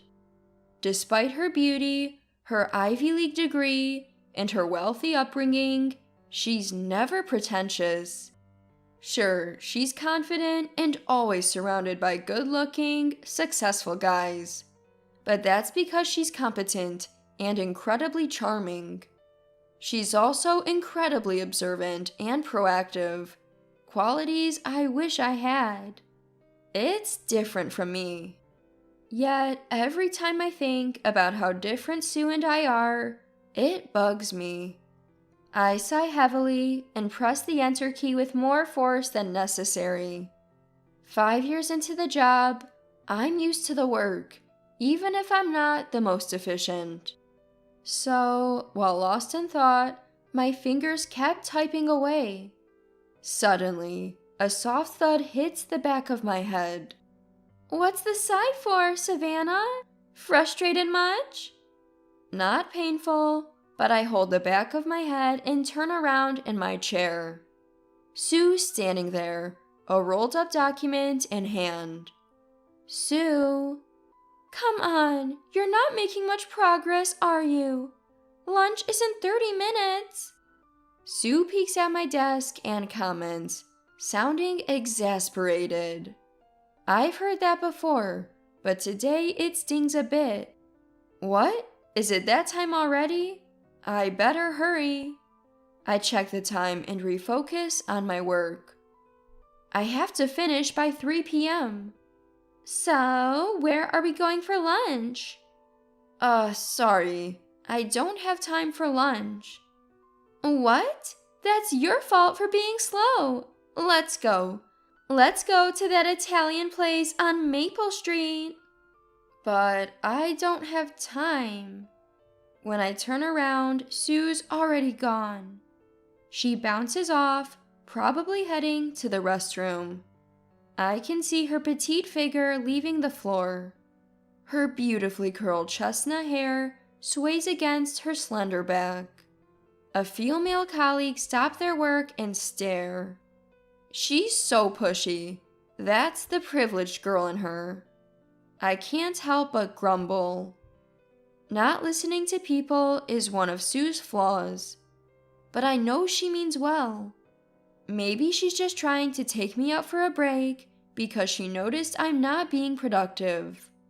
Regaining my composure, I concentrate on my work for the next 30 minutes until lunch. The Italian restaurant Sue loves is a 5-minute walk from the office.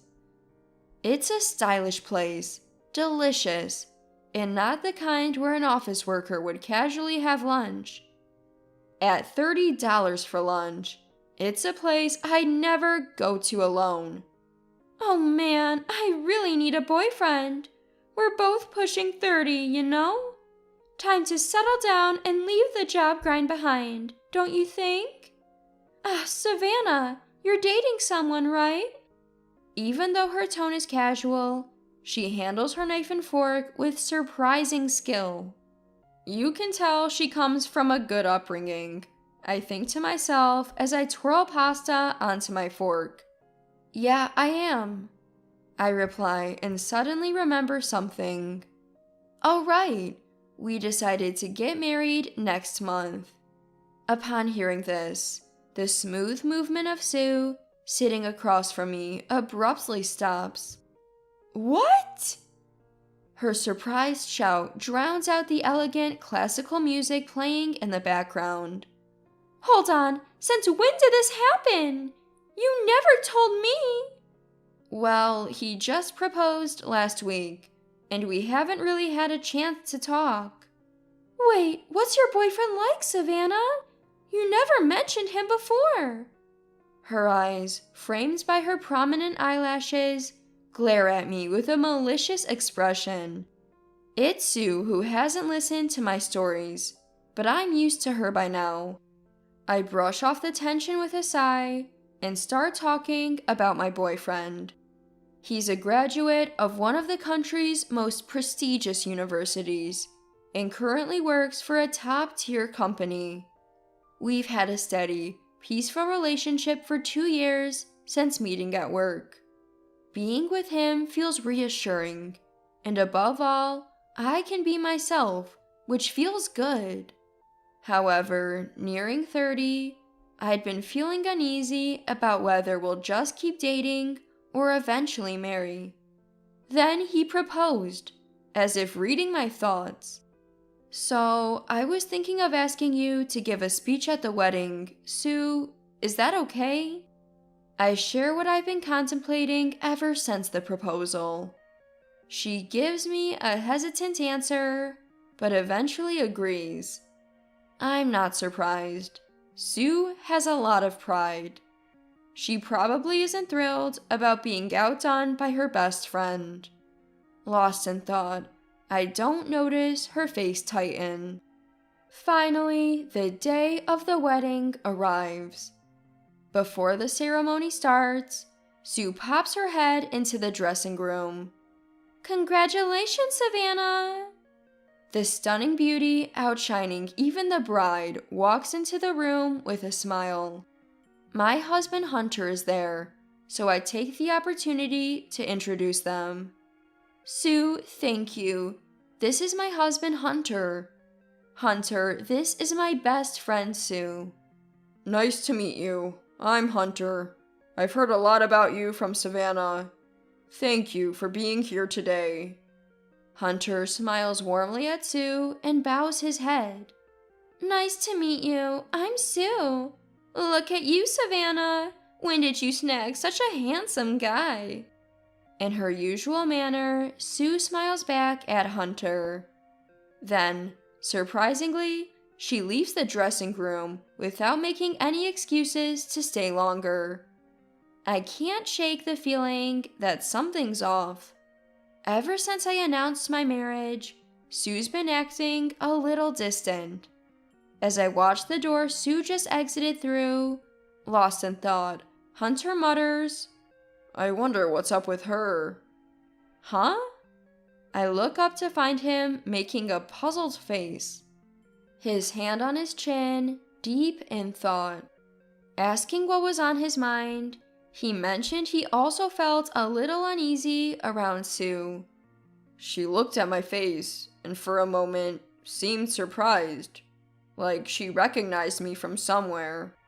He spoke, but seems like he couldn't quite remember where he might know her from.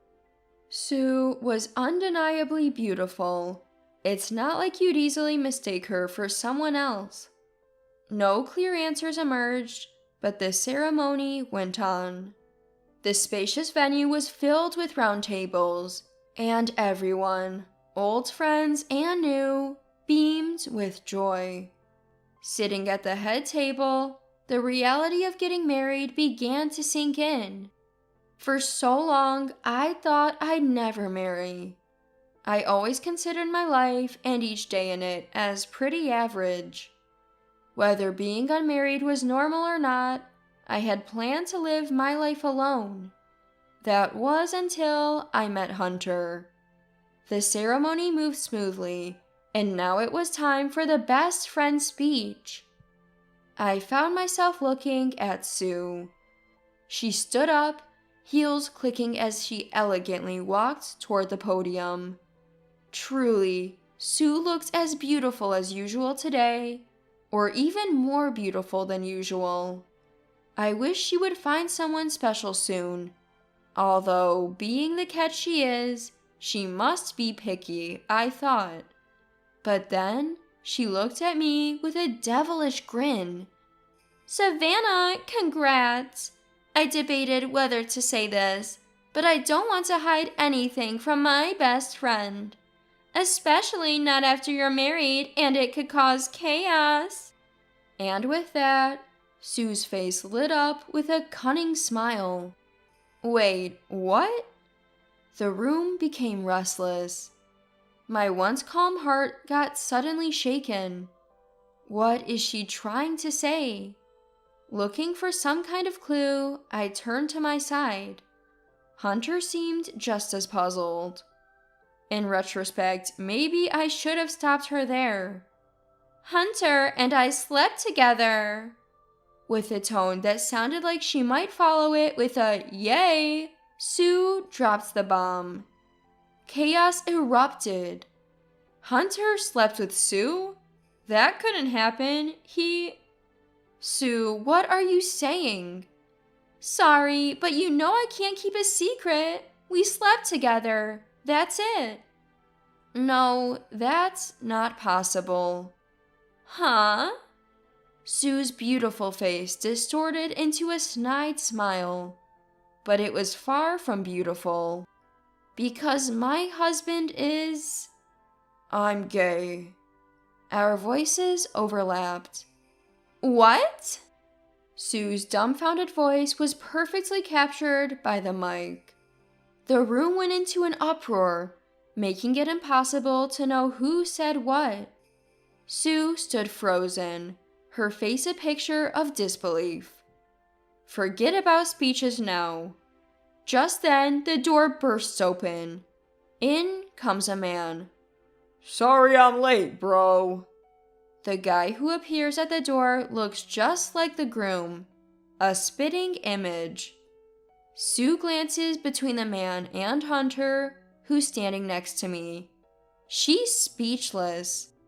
"Whew, made it just in time. But what's with the tension here?" As he comes closer, he tilts his head, puzzled by the atmosphere in the room. Noticing Sue on his way, he perks up. "Hey, long time no see. What brings you here?" He waves casually at Sue. "Hold on, 2 hunters? What's going on?" Finally understanding the situation, I stood up and walked over to Sue. You see, Hank and my husband Hunter are identical twins.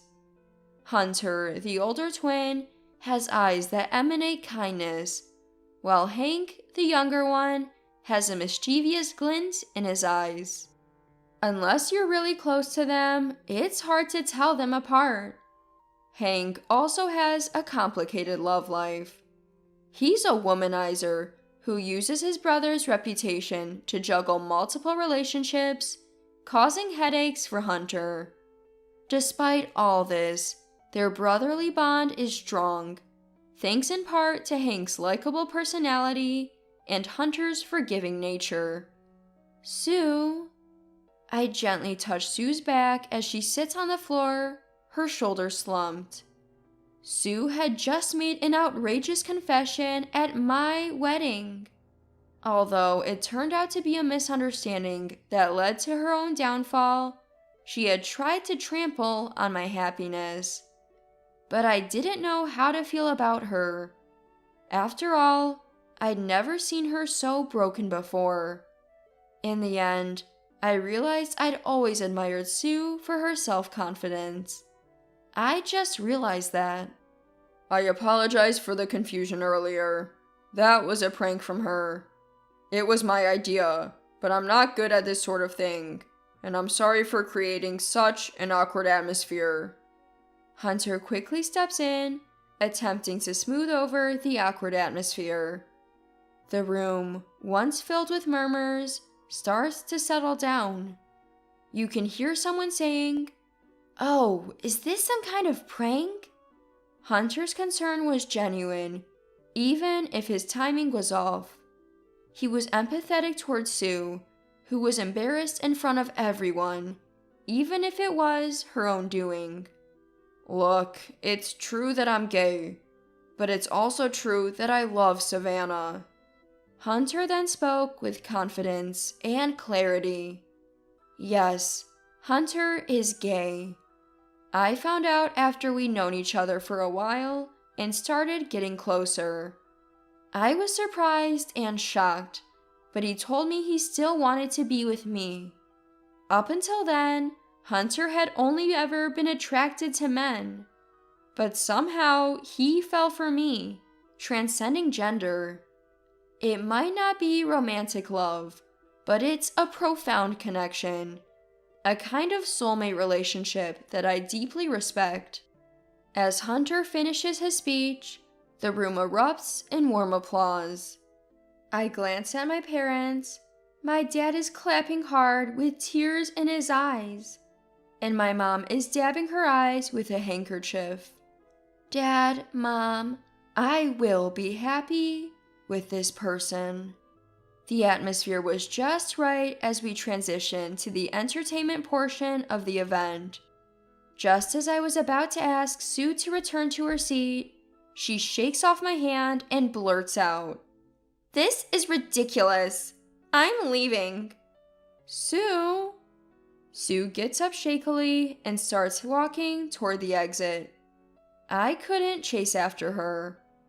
On her way out, she passes Hank, who was sitting during Hunter's speech. Hank tries to stop her. "Hey, you're leaving already? Let's hang out sometime. I'm not looking for a girlfriend right now, but we can be friends." That was the last straw for Sue. She bursts into tears and rushes out of the room. Sue! She never looks back. The ceremony concludes smoothly, and Hunter and I go on our honeymoon. When I return to work after a long break, I find out Sue has transferred apartments right after the ceremony. I felt relieved, to be honest. It would have been awkward to face her again. As for Sue, it seems like the betrayal from Hank was the final blow. She went from a life of manipulating men to being disillusioned with them entirely. Time has passed, and she's now over 30 and still single. After my wedding, the buzz about her speech spread through our workplace, cooling the attitudes of those who used to fawn over her. Younger colleagues don't warm up to her either, largely because she's all pride and no substance. Basically, she's isolated herself and become the bossy older woman at work. As for me, I've lost touch with Sue since my wedding, but I'm happily married to Hunter and still working. Sure, we have separate bedrooms, but our hearts are definitely in sync. I can proudly say we're each other's one and only. Marrying Hunter opened my eyes to what true love really is. Every day is so filled with happiness. It makes me wonder what I was so unhappy about when I thought my life was just average.